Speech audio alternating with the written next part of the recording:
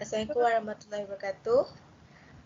Hari ini kumpulan 4 akan membentangkan tugasan berasaskan masalah bagi subjek sains, kejuruteraan dan teknologi dalam Islam.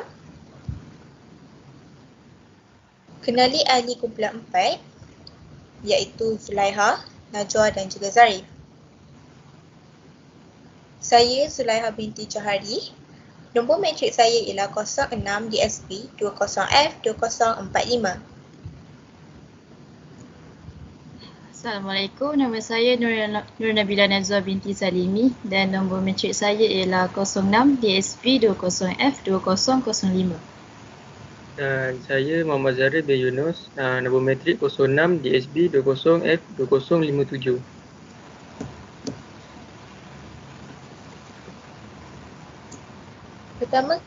Pertama sekali saya ingin mengucapkan penghargaan dan syukur terhadap Ilahi kerana dengan limpah kurnianya kami dapat menyiapkan tugasan yang diberikan kepada kami dengan sungguh baik. Terima kasih juga kepada ahli-ahli kumpulan saya yang telah bersama-sama menyiapkan tugasan ini sehingga akhir. Terima kasih diucapkan kepada Encik Suhaimi bin Samad selaku guru mata pelajaran ini kerana telah memberi banyak tunjuk ajar dan memberi penerangan yang cukup baik kepada kami sehingga kami dapat menyiapkan tugasan ini. Kami juga ingin memohon maaf sekiranya terdapat kesalahan di dalam tugasan ini. Sesungguhnya yang buruk itu datang daripada kami dan yang baik itu datang daripadanya. Objektif kajian ini adalah sangat penting kerana ia menjadi garis panduan bagi tujuan produk yang dihasilkan.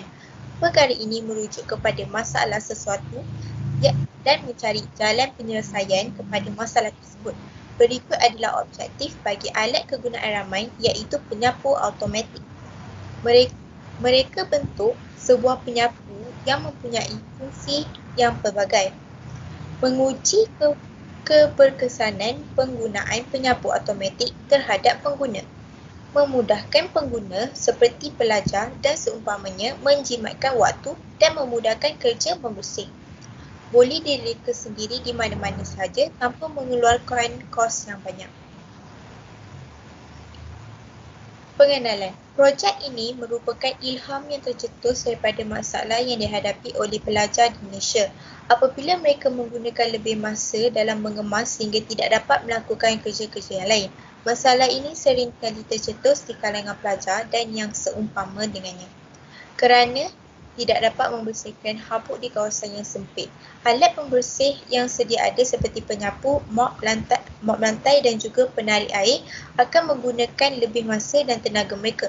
Sesungguhnya kami telah menjumpai jalan penyelesaian dengan menghasilkan produk penyapu automatik bagi menghadapi masalah tersebut. Pandangan Islam dalam bidang kejuruteraan.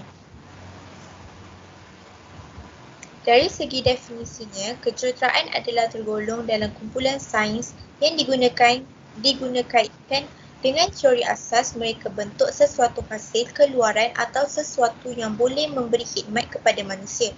Oleh itu, kejuruteraan adalah pemahaman sains tentang fenomena fizikal yang digunakan di dalam teknologi dan proses mereka bentuk teknologi tersebut dengan menggunakan kaedah yang paling efisien. Pengertian teknologi dari segi istilah secara umumnya ialah penggunaan sains.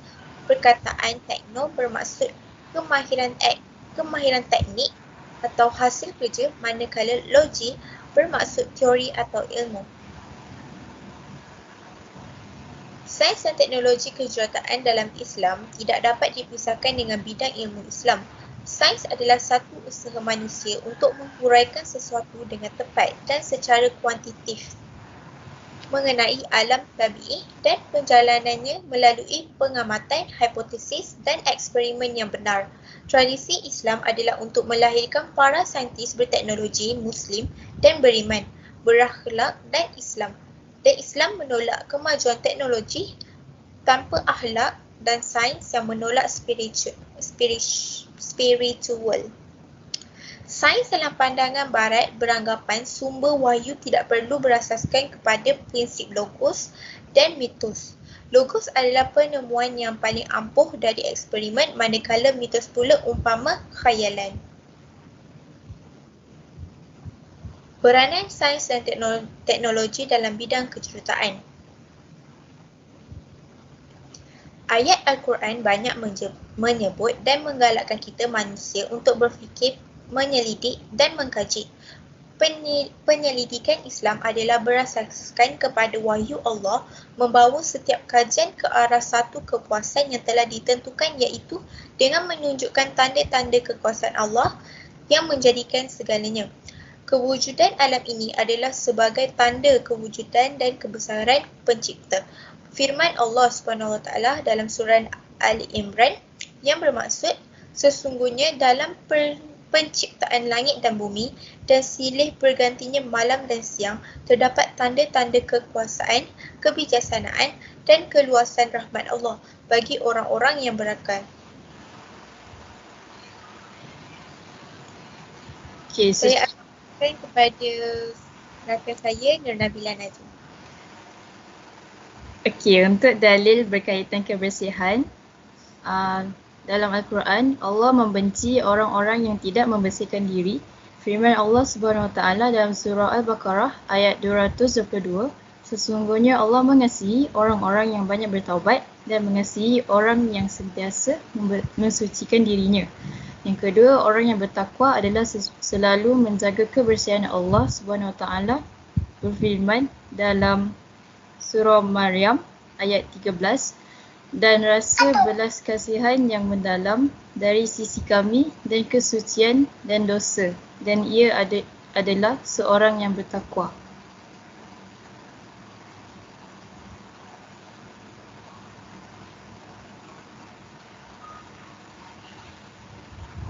Okay, seterusnya untuk hadis dari Abu Malik Al-Ash'ari, sabda Rasulullah SAW, kebersihan itu sebahagian daripada iman. Riwayat Imam Muslim. Yang kedua, Rasulullah SAW bersabda supaya membersihkan segala-galanya kerana Islam dibina atas kebersihan.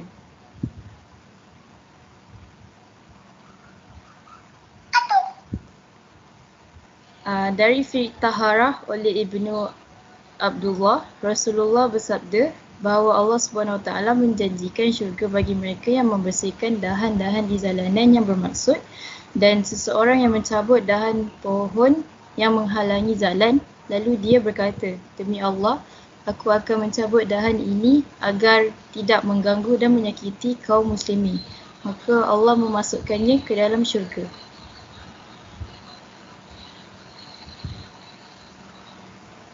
Yang keempat, membersihkan halaman rumah yang boleh diterapkan untuk membersihkan lapangan sekolah atau koridor kelas, yang bermaksud, bersihkan halaman kamu kerana sesungguhnya orang Yahudi tidak membersihkan halamannya.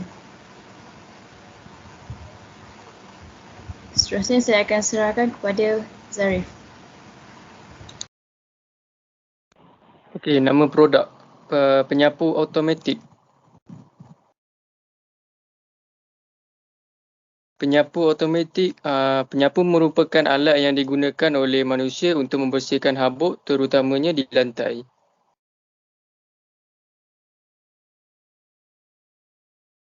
Okay, tujuan penciptaan. Penyapu automatik ini dicipta untuk pembersihan sebahagian besar rumah dengan lantai yang bermozaik dan luas di negara berkembang ini memiliki penyapu sebagai alat pembersih.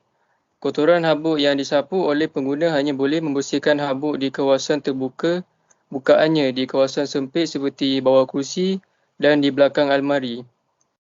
Penyapu secara umumnya digunakan untuk menyapu habuk di lantai rumah dan seumpamanya dengannya. Tetapi pada zaman yang serba moden ini, penyapu telah menjadi suatu alat yang memakan masa bekerja dengan lama. Seperti contoh, penyapu dan penyodor adalah satu alat yang berlainan. Oleh itu, penyapu automatik ini dapat menyelesaikan masalah penghuni rumah dengan baik dan dapat mengatasi masalah yang dihadapi oleh mereka.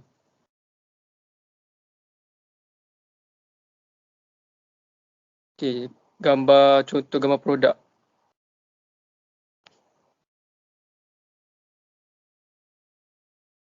Skop produk terdiri daripada skop produk dan skop projek.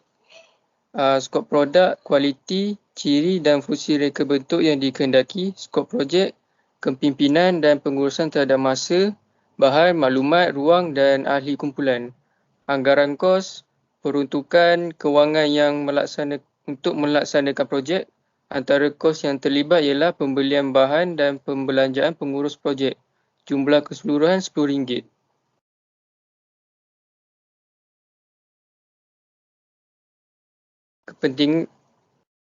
Kepentingan dan impak.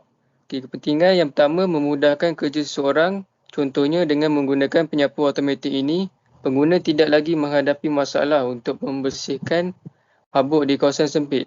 Yang kedua, penyapu yang berkualiti dapat digunakan dalam jangka masa yang panjang. Dan yang ketiga, memudahkan pengguna untuk menghilangkan habuk di lantai dan juga di tempat yang sempit.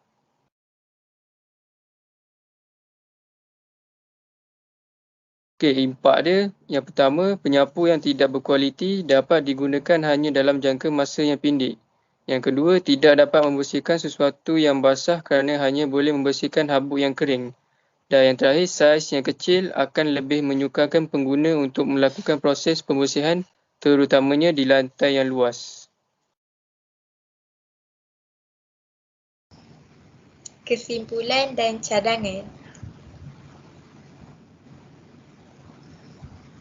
Kesimpulan, dari keterangan mengenai projek ini, dapat kami simpulkan bahawa penyapu secara umumnya digunakan untuk membersihkan lantai daripada habuk dan juga merupakan alat yang sering digunakan pada setiap hari. Hal ini demikian dengan adanya penyapu automatik ini, secara tidak langsung kita dapat membersihkan kawasan yang dikehendaki dengan kaedah yang lebih efektif dan sesuai dengan prosedur kerja. Cadangan yang kami mampu berikan adalah dengan membaca dan fahami isi kandungan pembentangan ini dengan teliti agar anda dapat memahami fungsi dan isi yang kami cuba untuk sampaikan.